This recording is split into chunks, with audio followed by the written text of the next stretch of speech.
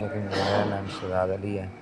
तो जी मैं गुर्दे दा मरीज हां ते मेहरबानी करो जी मेरे गुर्दे वाश करा देओ ते तुहाडी बड़ी मेहरबानी होवेगी।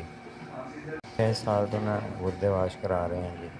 ते दोवां बाजुआं ते एक पहले भी ऑपरेशन होया होया ते वो खराब हो गया सी, दोबारा बनवाया ते वो चल रहा हुण ते कम्म कार नहीं हुंदा ते बाजू भी टुट्टिया होया अगे ते फिर वेले रहने गरीब बंदे जी, कम्म नहीं हो करदे ना कम्म हुंदा ते मेरी मेहरबानी करके मेरे गुर्दे वाश करा देओ जी।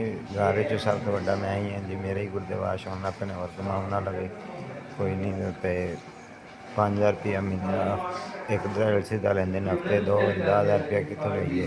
घर का खर्चा तो मसे पूरा हुंदा है ते बस मैं अफोर्ड नहीं कर सकदा ते मेहरबानी करके मेरे गुर्दे वाश करा देओ। मेरी तबीयत खराब है, मेरे गुर्दे वाश करवाना मेरी लाजमी है। तबीयत खराब है ते मेरे गुर्दे वाश कराने लाजमी ने।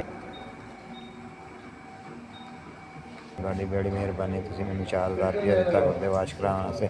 तुहाडी वजह तो मेरे गुर्दे वाश हो रहे ने ते अल्लाह ताला तुहानूं लंबी जिंदगी देवे।